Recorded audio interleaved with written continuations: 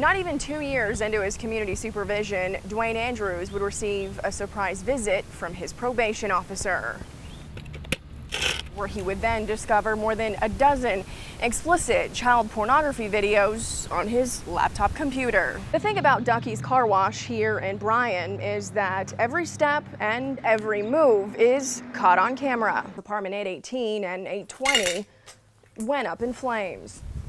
And the broken glass and police tape are just part of a scene that fire marshals say wasn't an accident. Not only did the Hedge family lose the house, they also lost everything in it. 122,000 appraisals were mailed out in Brazos County this year.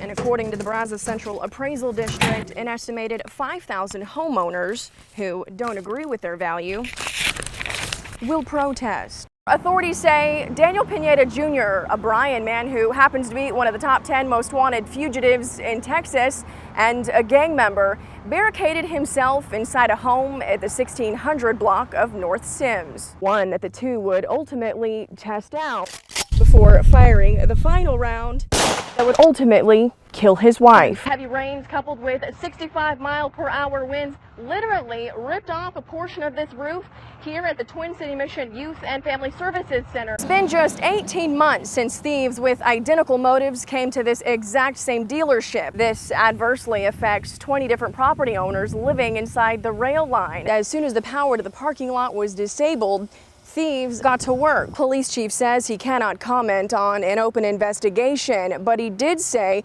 as soon as the department learned of the alleged crime, a Texas Ranger out of Huntsville was called in to assist. With Friday night football just days away, to wildfires, to even vehicle fires, Judge Munoz intends on using this little device. While it may look like a phone and sound like a phone, it's actually quite different. This little device right here can track whether or not you show up for school. Given the deceptive form of ingestion, it can be smoked anytime and anywhere. One shipping container that is overturned federally seized drug money to take down drug houses. It's called Operation Crackdown. Whoever's found responsible is facing serious consequences. After a several-hour phone conversation with the Madison County Sheriff's Office, White had a change of heart. We approached Dr. Janet Cummings about our concerns that we've been asking for the past 30 days. At first, she declined for an on-camera interview, but after a 30-minute discussion behind closed doors, Dr. Cummings obliged. He walks outside of the store and then collapses. Hearing this isn't the first time one of the owners has left employees high and dry. This adversely affects 20 different property owners living inside the rail line. Management behind the wheel, many of the senior players we spoke to fear the cost that comes with a $1.75 million renovated course. After traveling nearly 3 miles barefoot, little Cameron Wheezy Poppy's journey finally came to an end.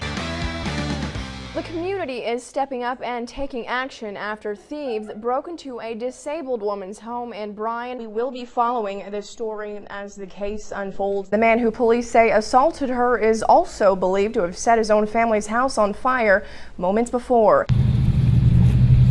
Seen the smoke coming out of there, I hurried up and grabbed my purse and I ran out. She's spent half of her life living inside this housing complex in Calvert. And at 70 years old, this woman, whose identity remains anonymous, says she's tired from running for her life. I heard it.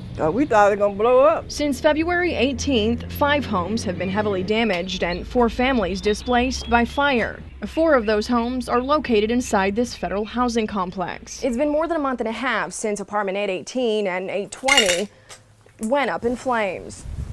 And the broken glass and police tape are just part of a scene that fire marshals say wasn't an accident. On Monday, apartment number 910 suddenly went up in flames. It was so much smoke I couldn't even see the flame. This marks the 6th fire within a 2-mile radius in only 2 months. My niece came and told me my room was on fire, but when I ran out my neighbor's back door, come from the back, I seen smoke. I said, probably not no fire, probably just smoke.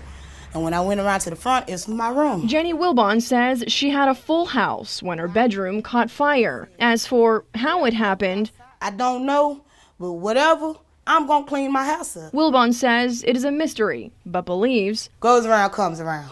straight up. Police say the fire is being called suspicious and is being investigated as arson.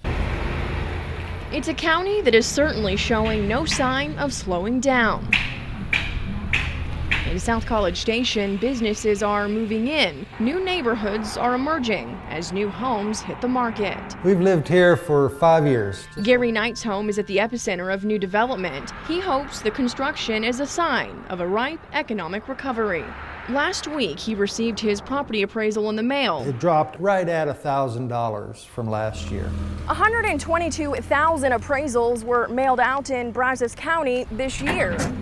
And according to the Brazos Central Appraisal District, an estimated 5,000 homeowners who don't agree with their value will protest. Knight protested his appraisal in 2011, claiming it was too high. They readjusted it and dropped it down to $184. It saved me $4,000. Brazos County real estate appraiser Lois Hand Miller says it's a mixed bag of numbers coming out of her office. A third will go up, a third will go down, and a third will stay the same. This home on Chimney Hill Drive in College Station went up $7,000. Meanwhile, just down the street, one homeowner says her value plummeted by $10,000. Brazos County landowner Ronnie Mann is also protesting. To get it lowered from 100 down to 65 or 70,000. It's a process these homeowners say pays off. I'll go ahead and kick the bucket a little bit and keep raising hell.